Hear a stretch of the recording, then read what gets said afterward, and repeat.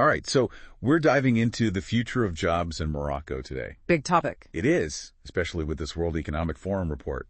It's called Future of Jobs 2025, and, well, it's got some pretty significant predictions, let's just say that. Definitely. I mean, future of jobs, that's everyone listening, right? Exactly. And we're going to break it all down. We'll see what this report means, specifically for people listening for their careers in Morocco. Plus, we've got this analysis from a Moroccan HR publication. Really smart stuff. Always good to get that local perspective. Totally. And they say nearly half of all worker skills will need to change by 2030. 2030, that's what, like 7 years? Yeah, no, that's not far off at all. To put it in perspective, the global average for skills needing to change, it's actually lower than what's projected just for Morocco. Wow. So Morocco's really at the forefront of this whole thing. What's driving that need for such fast change?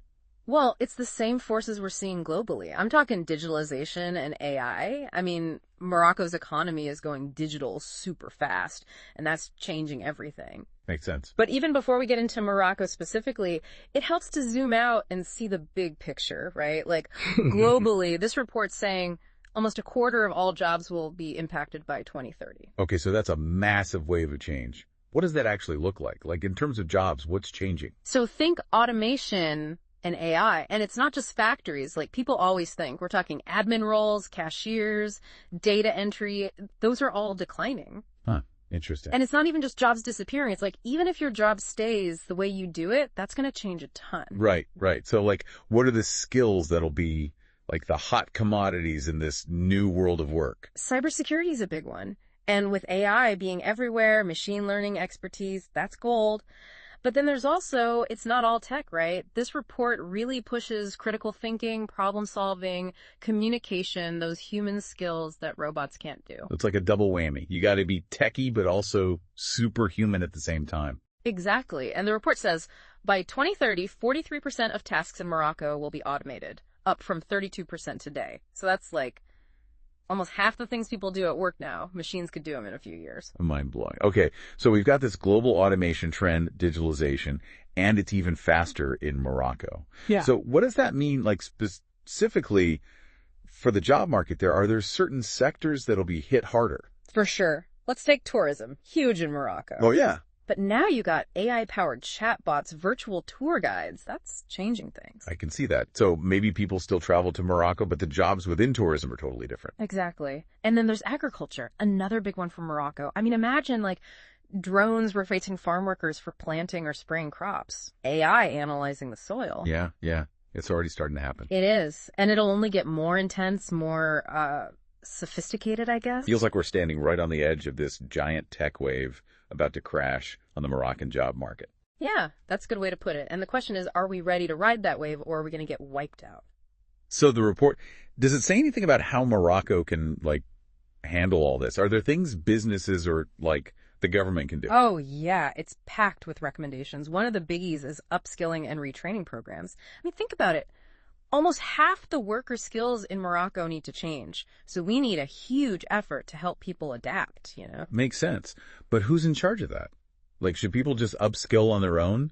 Yeah. Or is it up to businesses, the government? It'll take everybody, really. The report says over 55% of employers in Morocco think funding retraining programs is critical. So businesses get it. They know they got to invest in their people. That's good to hear. Yeah, it is. But the government's got to be involved, too. They need policies that encourage upskilling and make training accessible for everyone. It's like we need this multi-pronged approach to make sure everyone can succeed in this, like, new work world. But what about just accessing technology in the first place? We're talking digitalization. But not everyone in Morocco has the internet or even digital devices, right? How do we fix that? Yeah, that's the digital divide. And the report tackles that head on. It really stresses investing in infrastructure, especially in those rural areas, so everyone has a chance to connect, get those digital skills. It's interesting how the report talks about the digital divide. It's like we talk about AI and automation, but we kind of forget that not everyone even has the tech or skills to adapt, especially in Morocco with all its different regions and economies. Totally right. It's a big point. And the divide isn't just about like having internet. It's having the resources, the training to actually thrive in this digital world. Imagine a young person super into tech, but they're in some rural village without the tools, the chances to do anything with that passion. Yeah, that makes sense. It's got to be about making things fair, making sure everyone can benefit from all this change. But let's flip it a bit, right? We've talked about the challenges, adapting. But what about the good stuff? Could there be like a silver lining to this whole disruption thing? There's always opportunity when things change, right? Think about new industries popping up, totally new jobs being created. It's already happening in things like renewable energy, sustainable tech. Right, Morocco's got tons of sun, wind, perfect for that stuff. Exactly. So those sectors, they could create tons of new jobs, especially for people with the right skills. I like that. It's not just jobs disappearing, it's new ones being born out of all this tech stuff. Right. What about older industries, though? Like, could this tech actually, I don't know, breathe new life into, say, agriculture or manufacturing? Oh, absolutely. Think about Moroccan farmers, but they're using super precise tech to get the most out of their crops, be better for the environment. Or factories using 3D printing, robots to make custom products. Right, right. So it's not about replacing those industries. It's about merging the old with the new. It is. It's about working smarter. And that's where humans come in, right? We need people who can think for themselves, solve problems, adapt. Those skills, they're only getting more valuable. So even with all this AI talk, it's still us, humans, who'll determine if this all works out. Totally. It's not man versus machine. It's finding ways to work together, to use tech to boost what we can do and create a better future. That reminds me, the report talks about diversity and inclusion being super important in all of this. Can you, explain why that matters so much as tech changes things? Imagine if only a tiny group of people with the same ideas are the ones building and using this tech. We'd end up with a future that doesn't work for everyone. Right, right. So it's not just about tech progress. It's about making sure the progress is fair. Exactly. And most businesses in Morocco get it. The report says over 63% are trying hard to get more women and young people in their workforce. That's good, at least. Yeah, it shows they're realizing that diversity isn't just the right thing to do. It's good for business too. It's wild how this chat went from talking specific jobs to this big picture of the future where tech and human values got to work together. Because it's not just about how much money we make, right? It's about building a society where everyone can contribute, can do well, reach their full potential. Okay, but let's get practical again. What can companies actually do to make their workplaces more diverse and inclusive? Lots of things. But a big one is creating that feeling of belonging. Like an environment where everyone feels valued, respected, able to bring their own unique stuff to the table. That's a nice thought, but what does that actually look like in practice? What are companies doing? Starts at the top. Leaders got to set the example right. Not just talk about diversity, but actually do things differently, hire differently, mentor people from different backgrounds, make it so different perspectives are welcomed, even sought after. So it's not just checking boxes, it's a whole change in how the company thinks. Exactly. It's got to be a place where everyone feels like they belong, like their voice matters, like they're part of something bigger. Sounds ambitious. Are there companies in Morocco who are already, nailing this, being good examples? Oh, for sure. Several Moroccan companies are way ahead of the curve on this. They're doing cool programs, having inclusive leadership, and seeing good results, both in how their employees feel and how the business does overall. That's good to hear.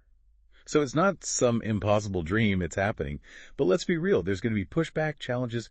What are some of the roadblocks companies hit when they try to do this stuff? A big one is unconscious bias. We all have biases, right? And we don't even realize it a lot of the time. Yeah, that's tricky. It is. These biases, they sneak into hiring, performance reviews, just how we treat each other every day. Got to be aware of them and then try to, counteract them. So recognizing they exist, even in us, and then working to get past them. Exactly. And that means challenging what we assume, listening to different viewpoints, being open to learning. It's a constant thing, not a one-time fix. Okay, that makes sense. It's ongoing work. Yeah. But what about bigger problems, like in the system itself?